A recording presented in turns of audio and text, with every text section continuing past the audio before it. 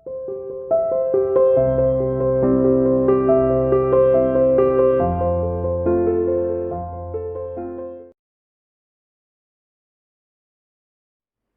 dear student, welcome to CA International School online classes.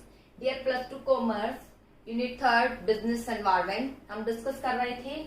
Today we will discuss about topic political environment.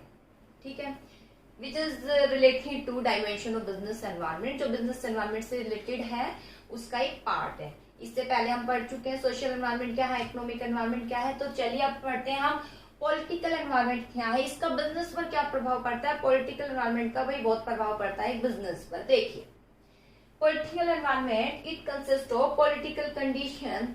जैसे कि एक example मैं अभी बता देती हूँ. जो आप चाइनीज ऐप कितना टिकटॉक यूज करते थे, हाँ, तो ये सब बैन हो चुके हैं. चाइनीज ऐप ये सब बैन हो चुके हैं. क्यों? क्योंकि गवर्नमेंट का एटीट्यूड उसके ऊपर सही नहीं रहा. गवर्नमेंट प्रवृत्ति जो है उसने अपनी चेंज कर ली. तो सीधा से प्रभाव है इसका कि गवर्नमेंट का एटीट्यूड जब चेंज हो गया इन ऐप को लेकर, ठीक है, जो चाइनीज ऐप मानी जाती है, जो मीन्स चाइनीज ऐप है, तो उसने जो है उन ऐप को बंद करा दिया. तो इसमें सीधा प्रभाव किस पर पड़ा? उनके बिजनेस पर प्रभाव पड़ा. तो ये पॉलिटिकल एनवायरनमेंट का भी बहुत ज्यादा प्रभाव पड़ता है किस पर? बिजनेस पर. ठीक है, देखिए कैसे क्या सम्मिलित है इसमें.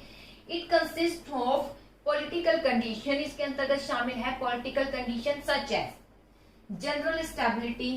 ठीक है, एक स्टेबिलिटी बनी रहे किसमें? एक इकोनॉमी में स्टेबिलिटी बनी रहे. And peace in the country, और शांति बनी रहे, स्टेबिलिटी बनी रहे. इन्फ्लेशन हो जाता है, डिफ्लेशन हो जाता है, ठीक है, आपातकालीन स्थिति उत्पन्न हो जाती है एक तरीके से. तो एक स्टेबिलिटी बनी रहे. इसके अलावा कंट्री में पीस बना रहे. बार बार देखिए अगर चेंज भी हो जाती है, एक सत्ता किसी के हाथ में चली जाती है. अभी हमारी सत्ता हमारे प्राइम मिनिस्टर नरेंद्र मोदी जी के हाथों में है. अगर इस तरीके से हो कि ये बहुत जल्दी जल्दी चेंज हो जाए तो बहुत ज्यादा डिफिकल्ट हो जाता है. फिर एक नए पर्सन के हाथों में हमारी सत्ता आ जाएगी, बहुत ज्यादा डिफिकल्ट हो जाता है एक इकोनॉमी को फिर हम लोगों के लिए एक्सेप्ट करना उस न्यू पर्सन को. ठीक है, तो इसलिए इलेक्शंस भी जो है उनका एक ड्यूरेशन रखा गया है कि इतने साल के बाद जो है इनके इलेक्शन किए जाएंगे. फिर भी एक व्यक्ति अगर अच्छा कार्य करे, लंबे समय तक टिका रहे, तो वही हमारी इकोनॉमी के लिए अच्छा होता है. ठीक है, तो इस तरीके से स्टेबिलिटी भी बनी रहनी चाहिए, पीस शांति बनी रहनी चाहिए. And attitude of the government, और इसमें सम्मिलित है एटीट्यूड गवर्नमेंट का. क्या एटीट्यूड है? गवर्नमेंट क्या एटीट्यूड रखती है एक बिजनेस के प्रति, टुवर्ड बिजनेस. इट में how positive and negative impact upon business. इसका पॉजिटिव भी इम्पैक्ट पड़ता है और किसका नेगेटिव भी इम्पैक्ट पड़ता है किस पर? बिजनेस पर. इसका पॉजिटिव इम्पैक्ट भी पड़ता है और नेगेटिव भी इम्पैक्ट पड़ता है बिजनेस पर. देखिए किस तरीके से. एलिमेंट इसमें क्या क्या शामिल है? पॉलिटिकल एनवायरनमेंट मीनिंग से इंडिकेट है, इसमें सम्मिलित है जनरल स्टेबिलिटी, पीस, इसके अलावा गवर्नमेंट का एटीट्यूड बिजनेस के प्रति. और यही सब कॉम्बिनेशन अगर हम कहिए, इनका बिजनेस पर पॉजिटिव इम्पैक्ट भी पड़ता है और कैसा प्रभाव भी पड़ता है, नेगेटिव इम्पैक्ट भी पड़ता है. जैसे कि मान लीजिए नरेंद्र मोदी जी के अंत से और वो चाहते थी कि बुलेट ट्रेन आए, ठीक है, तो उनकी यही योजना, ठीक है, तो दूसरे जो देश है उसकी इकोनॉमी के लिए क्या है, एक फायदेमंद साबित होती है. तो ये कहीं ना कहीं ये पॉलिटिकल एनवायरनमेंट प्रभाव डालता है बिजनेस पर, चाहे वो हमारे इंटरनल हमारे देश में ही पड़ रहा हो उसका प्रभाव, चाहे वो एक्स्ट्रा चाहे दूसरे देशों पर इसका प्रभाव पड़ रहा हो. ठीक है, तो ये है इसमें है इसका पॉजिटिव और नेगेटिव इम्पैक्ट पड़ता है बिजनेस पर. एलिमेंट पॉलिटिकल स्टेबिलिटी, ठीक है, पॉलिटिकल स्टेबिलिटी बनी रहनी चाहिए इकोनॉमी में. ठीक है, कि ये नहीं सत्ता बार बार जो है चेंज होती रहे, इसमें एक स्टेबिलिटी बनी रहनी चाहिए. पीस इन कंट्री, इसके अंतर्गत शामिल है पॉलिटिकल एनवायरनमेंट, शांति बनी रहनी चाहिए कंट्री में. पॉलिटिकल एनवायरनमेंट में क्या शामिल किया जाता है? शांति. और इसके लिए जो पॉलिटिशियन है वो पूरा प्रयास करते हैं कि कंट्री में शांति हो, इसके लिए पूरा प्रयास किया जाता है. इसके लिए बहुत सी पॉलिसी भी बनाई जाती है, जो है इंडस्ट्रियल पॉलिसी भी बनाई जाती है. क्यों बनाई जाती है? एक पीस बनी रहे कंट्री में, एक शांति बनी रहे कंट्री में. समय समय पर कुछ ऑर्डर पास किए जाते हैं. ये क्यों किए जाते हैं? कंट्री में शांति बनी रहे. ठीक है, इसके अलावा अब आता है attitude of government. Toward business, इसके अंतर्गत क्या शामिल है? गवर्नमेंट का एटीट्यूड बिजनेस के प्रति। अगर गवर्नमेंट का एटीट्यूड बिजनेस, किसी कोई भी बिजनेस है, चाहे वो हमारे देश का ही हो, चाहे वो देश से बाहर का कोई बिजनेस हो जो कि हमारे यहाँ ही देश में चल रहा है, मीन्स यहाँ पर उसका एक्सपोर्ट हो रहा है, अगर गवर्नमेंट का एटीट्यूड उसके प्रति पॉजिटिव है तो उसके लिए अपॉर्चुनिटी उत्पन्न रहेगी। अगर नेगेटिव है तो उसके लिए क्या उत्पन्न हो जाएगा?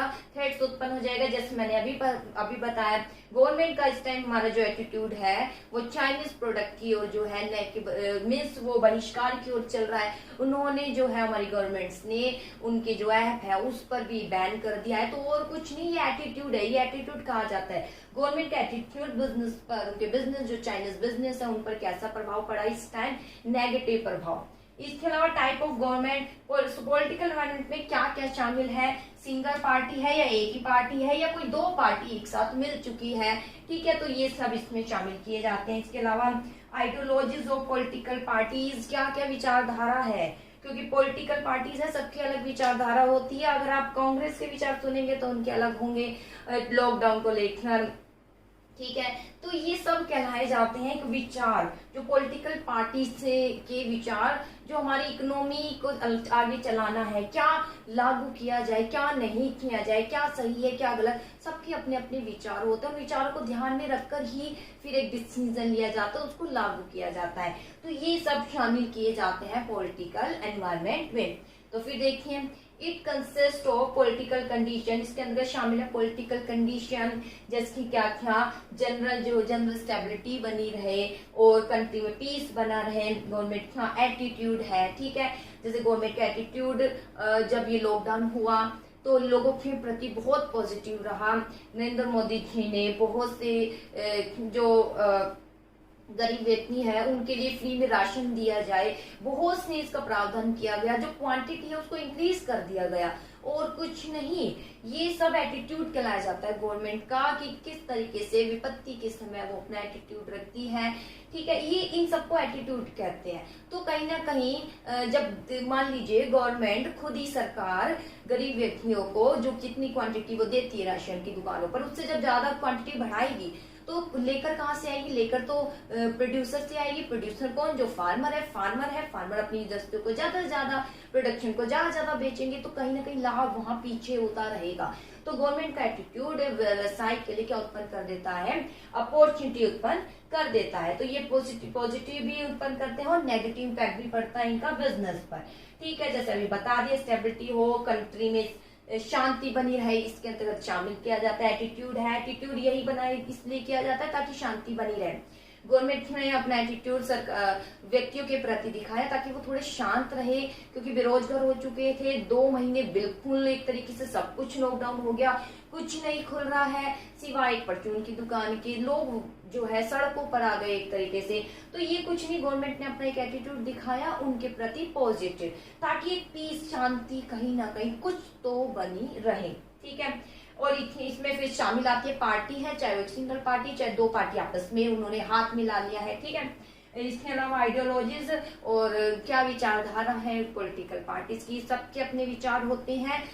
हर एक मुद्दे को लेकर आप न्यूज में सुनते हो, इतने सारे बैठे होते हैं पॉलिटिशियन, और वो कहीं ना कहीं अपने विचार देते हैं, और न्यूज वाले उस पर जो है खबरों को जो है इस तरीके से प्रचार करते हैं, उनसे पूछ कर कि लोगों का अट्रैक्ट उन्हीं के टीवी स्क्रीन पे, यानी अपने उनके जो है न्यूज चैनल पर ही बना रहा है, उनको पॉपुलर हो जाए न्यूज चैनल, इस तरीके से। और कुछ नहीं, वो सब पार्टीज को रखकर उनसे जो है हर सत्ता की पार्टीज, हर जो पार्टीज है उसके हर एक मेंबर को बुला के उनसे कुछ क्वेश्चन पुट अप करती है किसी ना किसी मुद्दे को लेकर। तो ये सब और कुछ नहीं, ये सब पॉलिटिकल एनवायरनमेंट का ये क्या कहलाया जाता है?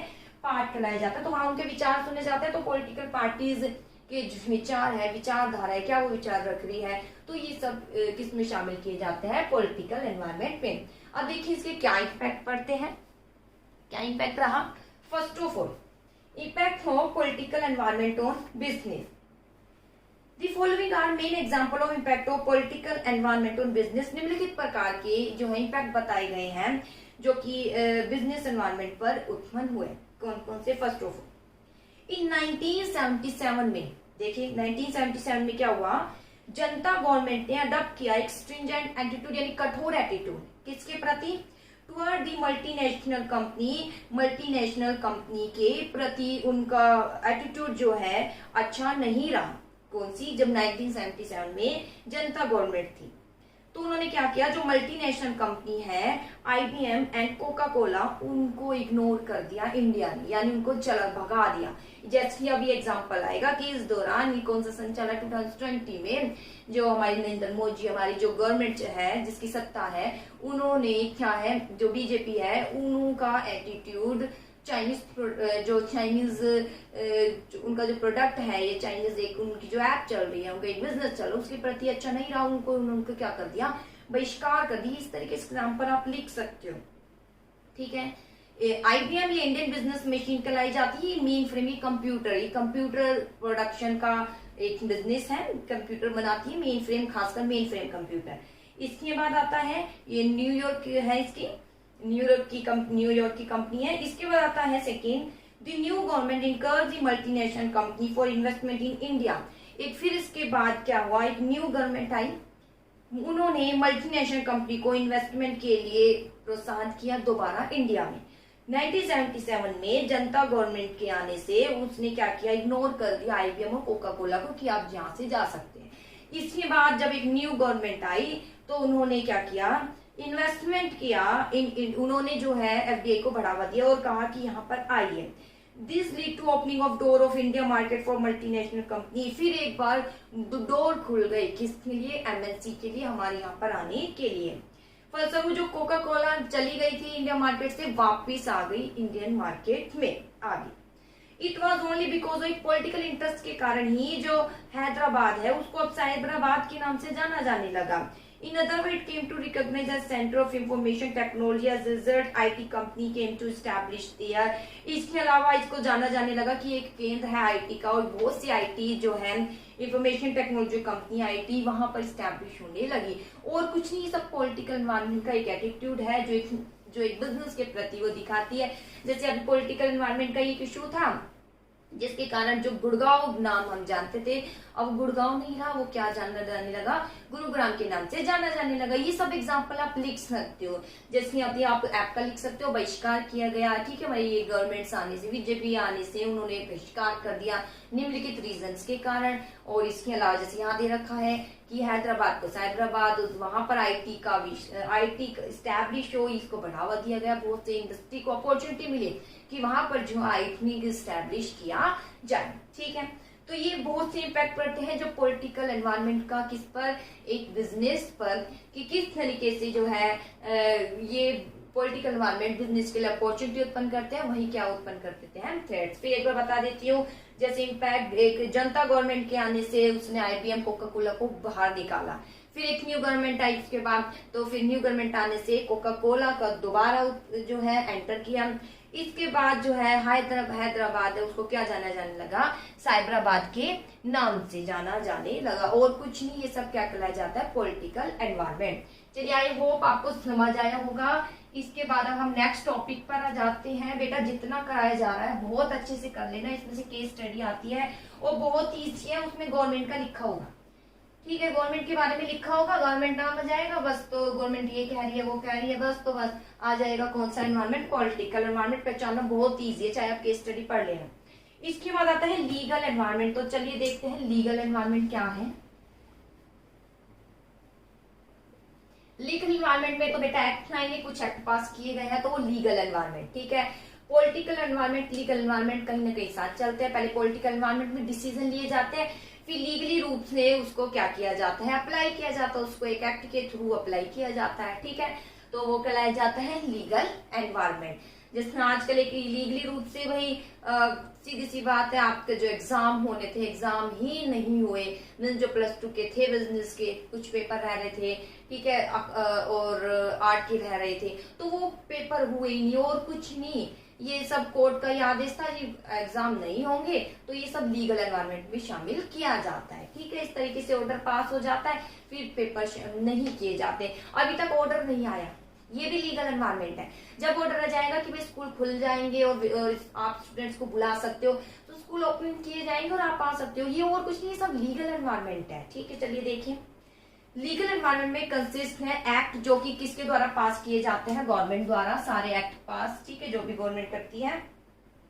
जजमेंट ऑफ कोर्ट, जो भी जजमेंट है, ठीक है, जो भी जजमेंट क्या सुनाती है, कोर्ट जो भी न्याय का फैसला देती है, यानी फैसला।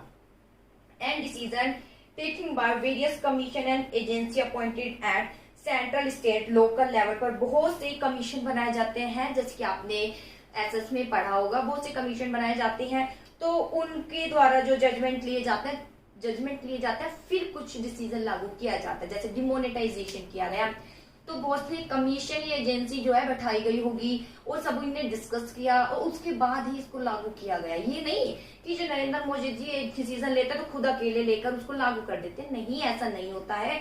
एक सभा बैठाई जाती है, सभा में व्यक्तियों को बुलाया जाता है, जो बहुत सी कमेटी होती है उनके मेंबर्स को बुलाया जाता है, फिर उस पर डिस्कस किया जाता है, उसके बाद ही क्या किया जाता है, अप्लाई। जैसे आप न्यूज में भी आपने देखा होगा कि लॉकडाउन बढ़ाया जाए, तो इस पर भी डिसीजन दे रहे थे, हाँ जी डिसीजन अभी देंगे, नरेंद्र मोदी जी सभा लेंगे, सभा में ये सब उपस्थित होंगे, उसके बाद डिसीजन लेंगे कि क्या लॉकडाउन को आगे बढ़ाया जाएगा या नहीं। ये आपने न्यूज में खूब सुना होगा।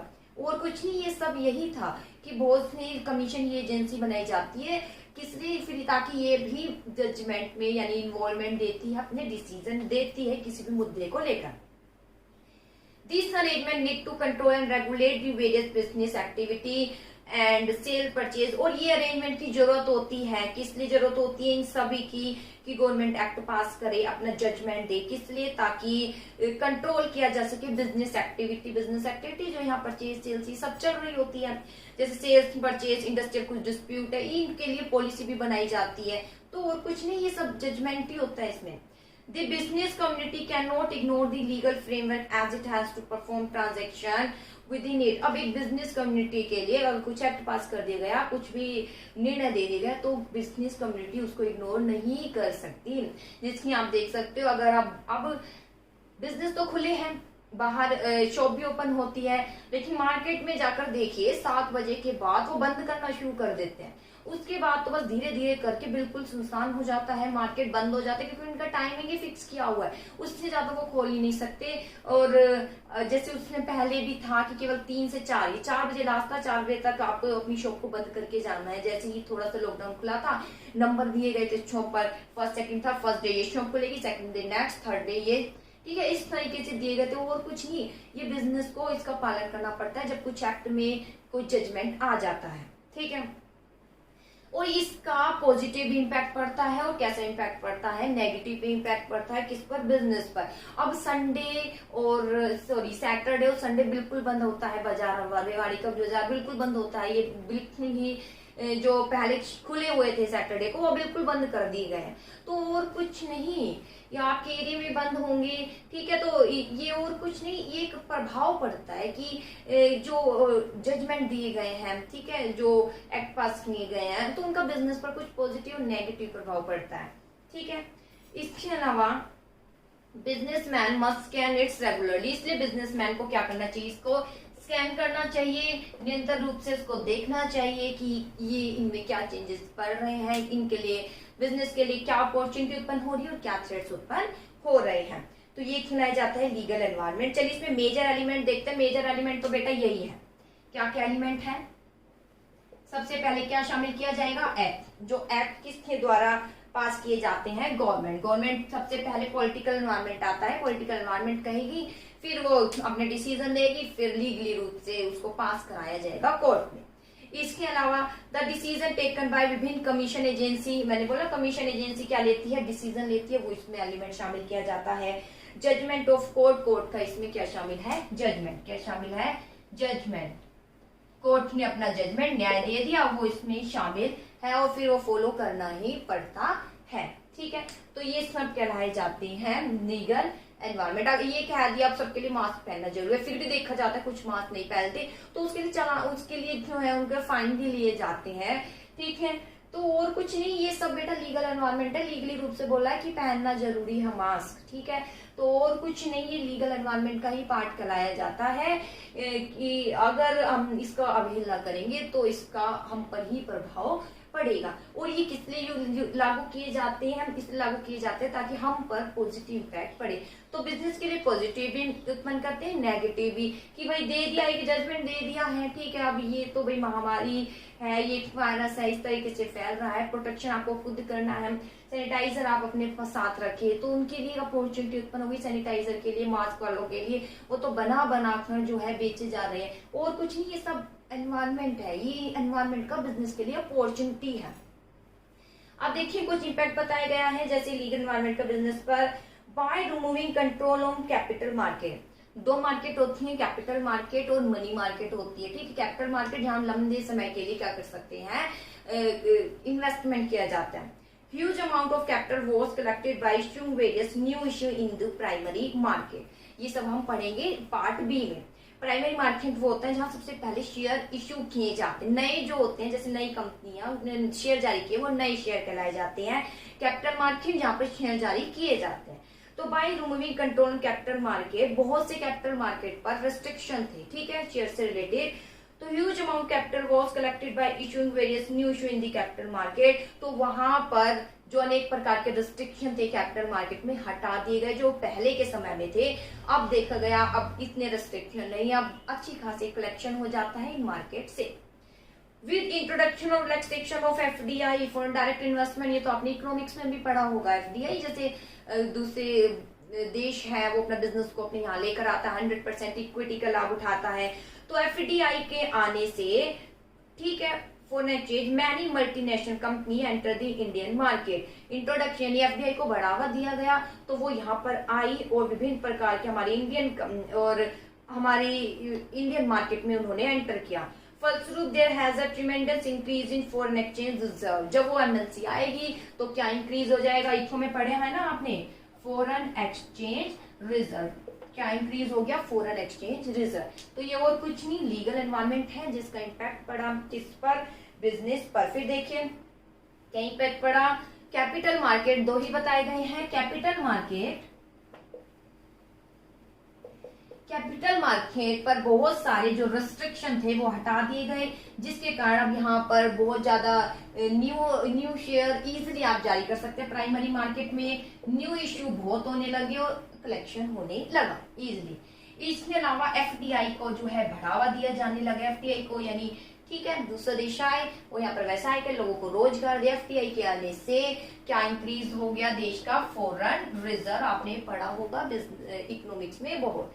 फॉरेन रिजर्व क्या हो गया, कंट्री का इंक्रीज। ये और कुछ नहीं, इम्पैक्ट है बिजनेस का।